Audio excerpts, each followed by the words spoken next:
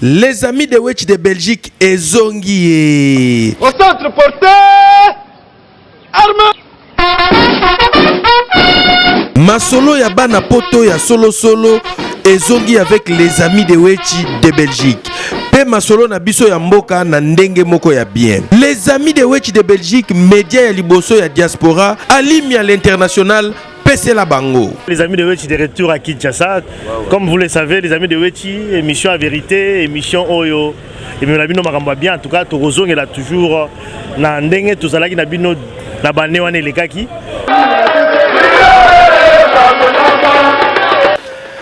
Banaki ni boza la calme, les amis de Wetch, média à vérité, et Zongi, tricage et sili. Poto ya solo na bandako na bino. Batata babama bandeko balandi ya les amis de Wetch mbote tokutani lisusu na cadre ya émission na biso na micro ezali ndeko na bino Joël Matama comme d'habitude nazali accompagné na ba Eva na ngai mibale ngai na sali exception parce que Adam azali na ye kibanga Eva moko nga na bango mibale nzambe apamboli na lisusu makasi sober ya lelo ya émission na biso ezali Tozongeli masolo oyo ya ba témoin ya ba élection présidentielle awa na République démocratique du Congo. Tobeta ki masolo wana ba conférence de presse te salamaki awa dans les amis de Wetch mais comme ti mokolo lelo masolo wana ezo bongo na ta mwa mokete lelo tokobeta lisusu masolo parce que na sima boya kopesa papa Cyprien Wetch fotite et tobenga ka boîte noire ko amonaka déjà avant makamundini oyo ekoya wane kozala na première partie ya émission na biso. Le chevet ne comptera pas, ce sont les témoins des partis. Donc je voudrais encourager les partis politiques à avoir leurs témoins parce que c'est eux qui compteront, c'est eux qui signeront le PV. Moi je n'annoncerai ce qu'on va me donner. Donc je n'ai pas un rôle. Vous comptez, nous on annonce. Bonne chance. Lokola ba les amis de Wetch tolobi, les amis de Wetch en couleur et puis RDC en couleur, tokobeta masolo ya batu oyo bazo beta masolo bazo sala makambu ya bien na kati ya République démocratique du Congo. Na yango tokobeta lelo lisolo ya magazine na biso oyo to mesana kobeta chaque fois info en ligne de Congolais de Belgique oyo papa Cheikh Fita l'éditeur du moment auti ko bimisa sika to ko inviter na plateau na biso yemo kwa beta basolo ya magazine oyo na minute oyo ya monde mutu ezali na marché pe to ko beta na cadre kaka ya RDC en couleur to ko beta basolo ya un banc pour tous ndenge ni to solo la ki na pasteur Denis Lesi oyo elekaki la fois passée tozo continuer tozo beta c'était parce que batu bazo benga biso ya trop tozo zwa ba lettre ebele pe na kosukisa tokobeta toujours masolo ya musique comme d'habitude les amis de Wetch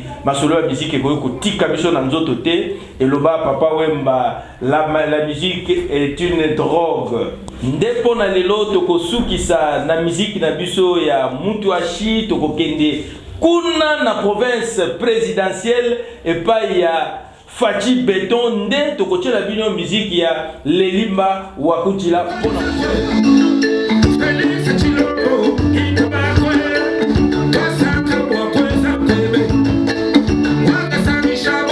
Badeko balandi tozo continuer émission na biso sikoto kota penda na kati ya masolo ya émission na biso première partie na biso tolobaki tokobeta masolo ya ba témoin na ba élection na biso ya République démocratique du Congo li solo ba témoin ezo bomatro maya biki ezo bima mikolo nyonso pe so ya ba journaliste na ba politicien ezo sila pona kolobaka ka makambo oyo ya ba témoin avant tozonga nanu na plateau oawa tolanda oyo abeba lumalo alobaki na époque wana tokende ko piquer siko tozongeli système na biso ko kende ko kundola na boîte noire papa Cyprien avec pesa biso moi élément wana tocha papa abe malumalu alobaki nini na époque wana.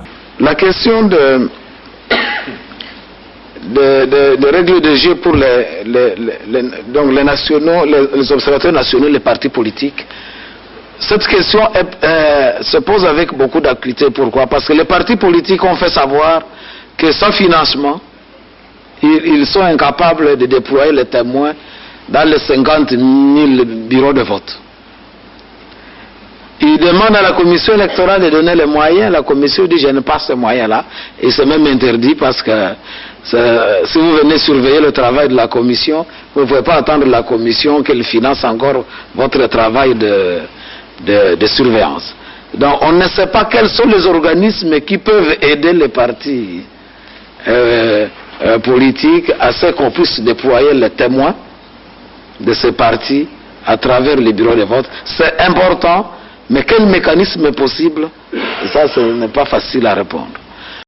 Bandeko balandi bo uti kolanda oyo abe maluma lo uti koloba abe maluma lo lobi ye lokola zali seni ba témoin eza bato baso ko contrôler bango ye akokoza na possibilité ko futa bango te donc ezo senga ba tout biso ali banda ba Belge bien donc to ba Union européenne et bien ba continent biso à l'état ba futa ba témoin pour que ba témoin bazala na possibilité à fonctionner normalement. Pour Nayo, Christelle, au moni qui doit mais normalement, c'est lui qui a s'occupé de l'élection. Donc, ce qu'il faut faire, c'est sous témoin. Donc, on est là, compliqué parce que bateau va contrôler le foot sous baron dans aux manche qui connaît donc tricherie est bien organisé, bien orchestré. Le problème est que il y a plusieurs témoins, les partis politiques, ils n'ont pas le moyen adéquat à s'occuper de tous les témoins à Bazalara. Donc, nous avons l'élection en 2023. C'est le moment, moi je trouve, Papa Bifalo Bill, c'est le moment où il y a un c'était dans les Camboyo. Toboy et comme Makile, Tanga, Batuba Bunda, Zalake, Batuba Mdimara élection, oh, Alobina Boy, Nandimi Ayete, Nandimi Aopunate, Ngonga Yango Yango, PVO et Zanga, comme Basenga qui n'a la Cour constitutionnelle. Donc, si qui va partir, qui va en conflit, PV va quitter. Pour aller les témoins, ça qui me sala, parce que bazo fout à papier, parce que bazo qu'on a charge na bangote. Raison pour laquelle parce que l'État y est à papa, y est à papa ya mou, papa anda, comme ça tout ça la bana l'État n'est à papa. Surtout c'est dans l'État congolais à charge ya témoin pour nako.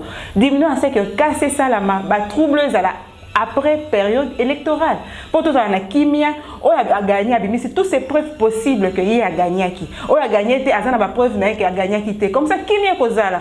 Bah, si position Kozala, on a gagné, on a preuve, on a mais maquiller les bandits, on a lundi, maquiller la pétangue, Tolini, maquiller la Congo Tangali sous-souté. Raison pour laquelle le gouvernement congolais, il faut avoir charge, avoir responsabilité, pour nous occuper dans le témoin, on a un autre idée par rapport à ça, c'était comme ça. Le CV ne comptera pas, ce sont les témoins des partis. Donc je voudrais encourager les partis politiques à avoir leurs témoins parce que c'est eux qui compteront, c'est eux qui signeront le PV. Moi je n'annoncerai ce qu'on va me donner. Donc je n'ai pas un rôle. Vous comptez, nous on annonce. Bonne chance.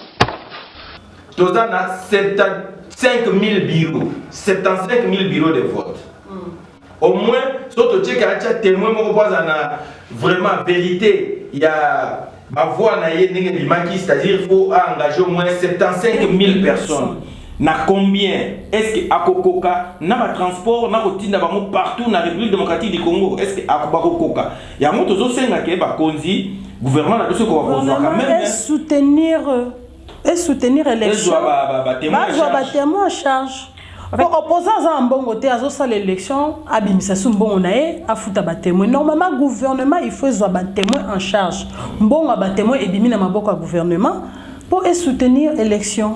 Pour saigner à la droite et au foot à témoin bon. Mais Christelle, mais qu'est-ce qui ne va pas, ce qui Moutuloko la papa Cyprien, et ça que tu es comme on a eu l'icoloté. Parce que Azam Moko ya ba Congolais ont à réfléchir à Kanisi Likolo. Ah, mais c'est totalement. Et là, mais pourquoi ba continuer biso soki ndeko moko Congolais a raisonner le comment bezo senga ke il faut pas traiter yango ba ko benda ye na pembeni tenenge za ba pays mususu mona ba bengi epé mon frère loko wana ezande ne poto sala mo ezo senga nini ezo senga ni pourquoi na Congo ezala il faut ou bien il y a beaucoup de bunda abana ko kelo beta porte on peut porte on a pas ba football yango mais longue histoire Moi, je pense que d'abord, dans Congo, d'abord, Congolais, na bolingo, côté wana, na mona raté. Parce que ceux qui ont mutu, a été en train de poser pembe libanda, ba luka commande, ba ko la tala, ba ko wele la, ba ko wele, comme on dit qu'on a bango Congolais, makila na bango là, to betaka. Mais eza papa wechi, akanisi lokola aigle, akanisi liboso événement et salama. Pour toujours éviter makila et tanga. Makila est à chaque élection. Il y a 2006. Contestation sur contestation. Oui, contestation, ça est frisa et memaka na makila. Batu baku fakaka. 2006, il y en a eu. 2011, et salamaka. Il y a 2006 que les Arabes na o salamaka na ville kuna. Il y a des enfants qui sont morts. Ba outi classe baku fakaka boy na nzela. Na ba balle perdue. O et ça na 2011. Na 2018, trouble les alaki. Mais pourquoi ne connaît nos Congolais papa Wechi ancien combattant les bibliothèques nationales. O azana ba donner nion sur mboka na maboko na ye. Mais la majorité, ils ont beaucoup de tous les archives, la histoire et les cas Congo, et il a voulu penser plus haut. Que non, élection Ezoya. Après élection, il y a des contestations, il y a Makassi. Ce qu'il faut faire, comment prendre en charge les témoins. Tout le monde, le gouvernement, chaque jour, a que non, recette, et il y a des blocs pétroliers dernièrement, trouvé que de façon que pourquoi pas penser ton élection ça en 2023 dans 2023 au Bandawa pas penser à allouer budget pour les témoins parce que Congo ils en a battu partout parce que le problème dans la parti politique ils en partout dans la Kinshasa ils sont pas partout dans la RDC nous sommes à Kin dans la province nous sommes dans la case dans village té nous sommes dans Musikate mais gouvernement a battu partout. Il y a des bureaux à l'état dans le village, dans le chef lieu, partout. Le gouvernement congolais a un bureau.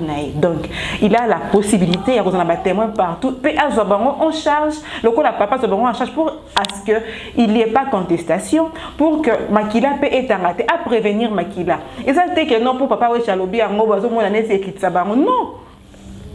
Papa oui j'ai sali musala nae donc c'est à eux va funga papa luka ba solo nae ba luka ba ça de façon que non et le kwana et si la de façon ni ba kozwa pour ba si ça le problème il y a ba témoin c'est ce que nous demandons au gouvernement congolais ba ça de toute façon que non les Camerounais aient trouvé solution pour Makila et tangaté ba trouble ba contestation et zalaté ben les mains ébélé to promettre bino sous prochainement quand la cadre ya ba élément au ndenge pe to kokita na terrain et to kozonga élément au pédal au tobenga papa B50 papa Etienne Tshisekedi wa Mulumba alobi na micro papa Cyprien Wechi oh c'est que oh ba kosa kinga ba rouler ngai na ko matemo ba kosa na biro moi to ça ba élément wana awa bibliothèque papa voilà pour na kosukisa dossier oyo jingi bati kolobanini na ba congolais pe na ba kontina biso ya mboka tokomi na moment oyo toza na RD sans couleur toza na posa congolais ne soit fungola misu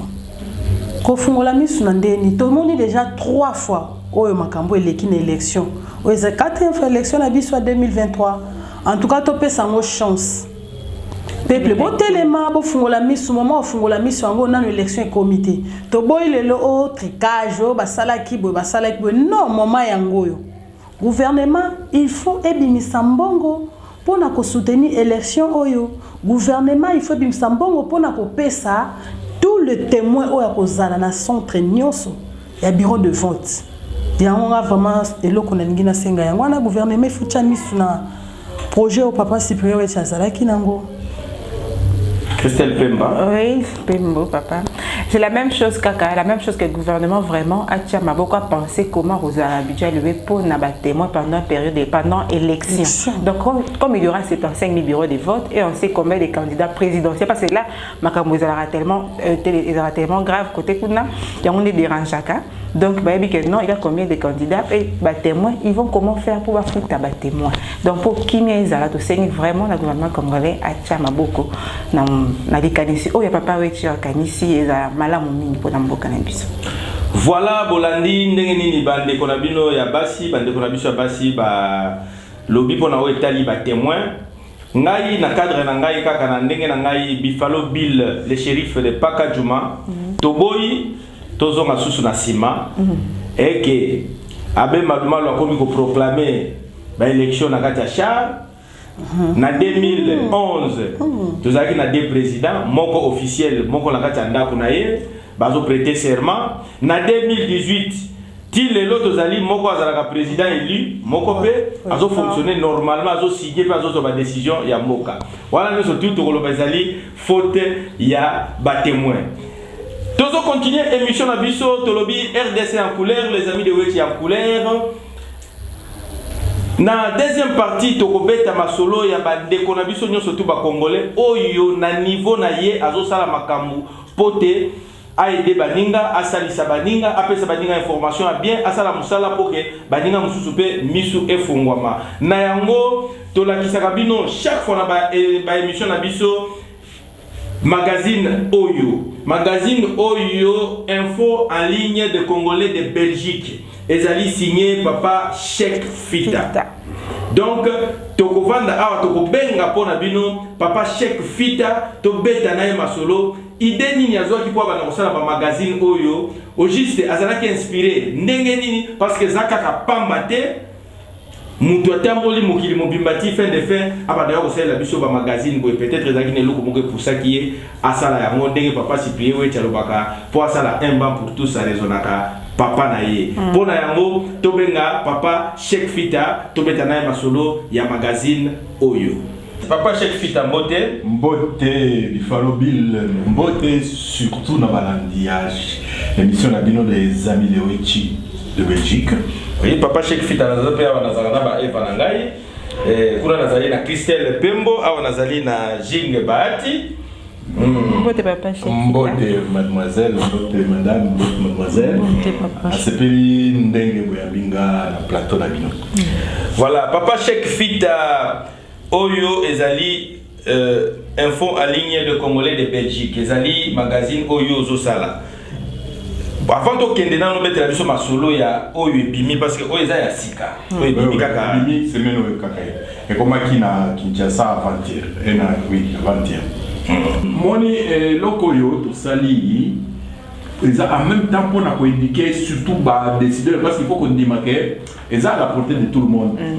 C'est ça quand même d'abord. Et puis eza qualité na moni papier nango eza différent na ba magazine vous autres on bima imprimer encore la photo donc na poli penza donc ndenge bazo imprimer oyo ndenge ba imprimer ba magazine ya mindele donc level eza teke parce que et à Congo non on a la photo donc est-ce que par rapport à budget non budget ça dit awa na Congo na photo c'est que ça ba perte financièrement avant ça les locaux il faut déjà la budget c'est-à-dire au que ça là comme na 9e numéro na ko benga na ça là à fond perdu donc bon réseau du ya ko réseau du et ça le cola masamut il faut l'on et moko pas kakao moko chaki et ko bimisa ça comme mususu pe banyama aller au père pas problème té et ça risque de métier na musala tout ils a bongo ce que ça l'esprit d'aventure té ça la pe côté au banda au beta solo ko critiquer aux point kaka donc moko et quel liboso et grâce à aventurier bato bazala kana vision ngana mina fabriquer lo moko ils ont pas a décidé de la canal après jour moko ça on a cet avion mais ce qui va exclure les fois dans le domaine de tout yango dans le domaine des médias donc là dans sur l'écriture là ça fait quand même 45 ans que j'écris donc français à mindele dans ça parmi bateau va maîtriser les choses que tu penses au type de taille il y a solo parce que l'on peut faut pas qu'on mango dans français pour approximatif il faut des artistique mais là qui si peut au moins on va bien le design voilà il faut na design ya poto bien awa ba petit na biso ba tanga informatique ba infographiste nazala ba mobi balé même ça de temps en temps ba chanjaka donc on peut si à sangisi ba écrit à sangisi ba photo titi qui a bini c'est le moko ata munde la tali donc tozo kokani maintenant tikali pour élément mosu to bakisa à partir de lundi oyo au moni eza eloko ya sika ba vendeur de ligne ba benga bango to sali la bango a t-shirt wana journal et demi et le wana si possible na kepi de sorte que comme il a le visa zokota la bureau à la kisi donc ils a côté commercial la biso et salama na ba au moment la journal la biso ba sala kaka bazo meka même surtout de tomatisa bango quand même parce que moni ceux qui au côté na bureau à mokonzi attends télé ici 4x4 na boulevard voilà qui s'y akotala azotala na nini na namba asombi après abati kotala bino mibale akei wana il faut comment ça s'appelle balinga et puis ndenge tolobaka sipe wechi ndenge biso toumela na poto toyawa toza ba investisseur c'est-à-dire toza na bambongo na biso oyo tokangisi to sacrifier toyena ngo awa tokotisi po ebota epesa mwa misala parce que na kozala bango à peu près 12 c'est-à-dire 12 personnes chaque mois ce que bili bazui bazui comment quelque chose moko na magasin kitambo moko na 12e rue moko na 24 et na Pullman etc. batelemi bien propre na eloko yo parce que les bambando ça là na la zone na ndako madame habite les lois tekaki mais ouais tekaki yango monani moi pesi epelo kumu et puis le collègue a mutu terrain comprendre les choses on va se poser dans ça la ndenge nini tout le ba pesa 50 exemplaires alors que là il y a tout 500 au moins ba tirage ku mata etc. Ndé au moins na répondre directement à la question le ba qui mais ndenge nini ba budget c'est-à-dire il faut planifier, il faut avoir une vision, il faut avoir des ambitions. Attends à perdre dans ce pays parce que en même temps ils ont eu le il ça la ngona ça la perdre tes problèmes tes mais salami et tika une histoire. Après papa Cheikh Fita, papa Cyprien Wechi, les gardiens du village Boîte Noire, na cadre wana kaka ya les amis de Wechi en couleur, RDC en couleur, c'est-à-dire ba projet Oyo, papa Cyprien Wechi azana na les amis de Wechi Mobimba, il y a récolte de fonds, bourse d'études maman Olive Lembe, école de devoirs maman Denise Nakero, un banc pour tous maman Antoinette Mobutu. Nayango, tous nous merci na ma sœur na biso azalaki wana comme institutrice Oyo akobanda côté ya bana pe ko corriger ba devoir auto présenter bino na lancement ya ba opération Oyo. Lelo ayela kibiso papa moko pe papa mususu bandima ki déjà que école de devoir to pesi merci na maman ndenga zo sala déjà musala na kitoko pe to pesi merci neti na papa Kadhafi apesa nga kombo na ye akotinda mwana na école de devoir c'est-à-dire projet ya papa Cyprien Wechi batu babali ko ndimango déjà na niveau ya paka juma mais pona ko beta pena masolo Oyo malamu tozongisi bino na ba élément oyo leki ndenge nini équipe ya les amis de Wechi bakendaki ko beta masolo ya un banc pour tous. Il y a un projet où il y a récolte de fonds na pasteur to prophète de la nation Denis Lessi. On a besoin de chéguer 4 deux aussi sa étude de nature na moko na Algérie moko na Maroc donc on a mis tout au sala na 2 films sous en Europe on a mis tout aussi ça amené au Bambalépé. 2 filles, 2 garçons qui sont bandés à Misala, 2 filles bazali. Nazu bango nanzela. Donc nanda kunanga awa nazana mwana moko na lokota na kitunga ya offrande. Batienga ina kitunga ya offrande. Mais mwana na ebité. Ndenga zana ebika mwana na to récupérer to senga l'état to luki maman monité to zana azo vivre le roi mwana. Azama mwasi. Ko azana ndako. Donc Naza ministère n'a pas moi je suis vraiment ngamon na somba arche ngamon na somba basuma ngamon na somba lupango ngamon ba église na ngamon somba na somba na somba basuma na somba lupango partout en Afrique du Sud na Londres na Paris na Bandundu awa partout l'église na ngeza ngamon na finance donc na ko benga bino pour boya to bana bino ensemble na bi date était c'est exact en fin du mois donc na oya et puis bisika l'église où c'est au Kenya na ko senga pe to Kenya pas maman Rose Lessi to Kenya sur les pas et pas fait Charles Lessi to Kenya l'église na biso to Kenya ngo et puis to Kenya pe na ba OK les pas ba Bethel la mambie to Kenya l'église ya biso to yebi ki église au toké Marcelo Petro Kende, et ça l'a bien. Merci beaucoup, pasteur. Oui. Merci. On a eu une vision de terre. Franchement, Franchement, on a émis les amis de Weti en tant que des grands journalistes. Mais ce qu'on a une conception Oyo. Oyo. Nous avons un kande Oyo. Bandeko balandi tokomi na suka ya émission na biso.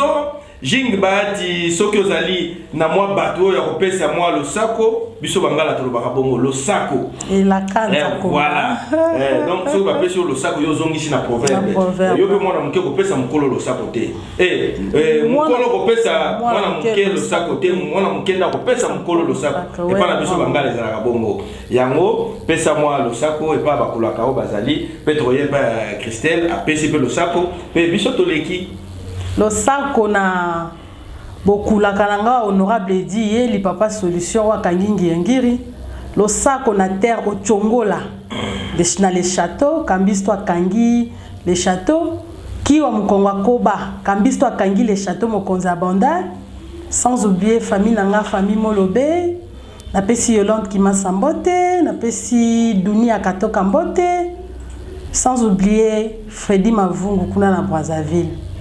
Grand gardien, na pesi mbote. Christelle Pembo. En tout cas, le sac au makasi na pesi na maman Deborah Loando balobi yaza litoi pemenya papa. Litoi pemenya papa, ba on balé baza moté maman comme bato vi balé différent ma passe à libanda mais aussi maman Deborah za mingi na Widal. Oh aza ina papa baza moté maman ko. Mais nzoto ndemi balé mais na moté ma baza moko. Pour na ndenga ba œuvre sociale en tout cas baza moté maman ko. Pe baza makanisi moko en tout cas na pesi mbote makasi. Pe na pesi mbote na famille nanga mobimba, na pesi mbote na famille yoma, na pesi mbote na Francine Yoma, la pesi mbote na pasteur nangai, pasteur Lukusa, la pesi mbote pe na Edi Yeli, honorable Edi Yeli, ndenga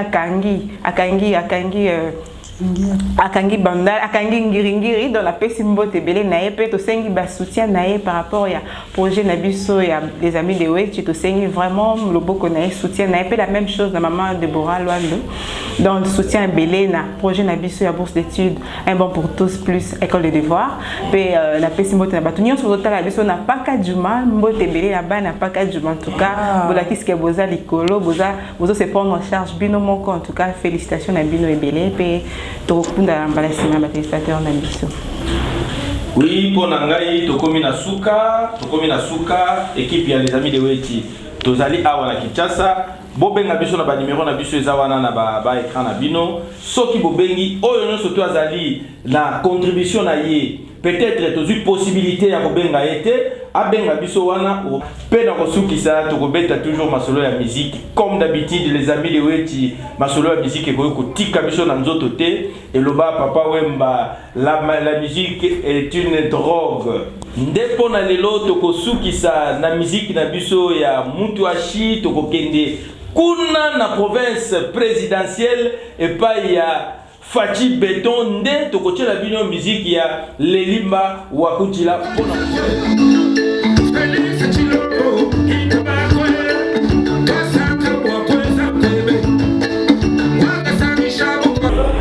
bozali koyiba bozotelebisa Congo te biso toza ba artiste musicien droit d'auteur na ye bofutaka pete bofutaka pete botikaka biso bozo souffrir bozozela kaka stango konde biso skonde bokoya kopesa biso ba médaille yango nazoyebisa bino ke botikaka Congo te biso nyonso toza bana Congo eza ya yo Congo eza yangwa Congo eza ya biso moko na mokonzi na biso moko yango botikaka Congo te yango nazoyebisa ba honorable député nazoyebisa ba sénateur la base ya bino mbongo ezali ya kotia na bapoche otindaka bana na bino na poto pe kuna na poto batangaka pete bake kotondisa baprison ya bamindele na mbongo ya muibia na mbongo ya muibi sala tapage malédiction de génération à génération bozotikela Congo nani boza ba étranger te bobotami na Congo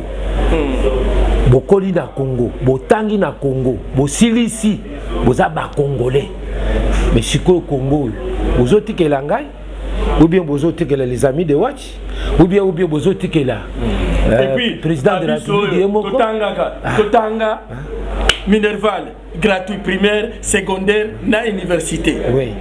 Et finalement, il faut faire quelque chose quand même. Bon, idée nango RDC en couleur, total la biloko soit en couleur, ceux qui na yé et pas na yo, au bête musique, na posé quelques questions, oyo était lio. Na makanisi na yo po na Congo au lieu to bandi wana bandi yo na ba mosusu ba jibe boy na boy o monike makamwana eza mabe total Congo en couleur et puis côté na est positif mutu no sasa na côté na ya mabe na côté ya malamu mutu no sasa ka to mona ka côté ya malamu te kaka ya mabe to tika yango tika nanu yango to sali poto za la uni yango to sali to sala to se réconcilier to za la bomoko tous à la famille biso totika makambuke oyaza muluba oyaza mukongo oyazali muswahili même muluba ozwi kaka côté na ya mabe neti yo oza na côté na yo positif na négatif oui au lieu kozwa côté positif na yo mongongo eza bien bo imiter ndenge nini asalaka po mongongo na ezala bien ekomi kaka alo makuna aza vie asila na ye makambo wana toboyi mena toboyi yango toboyi vraiment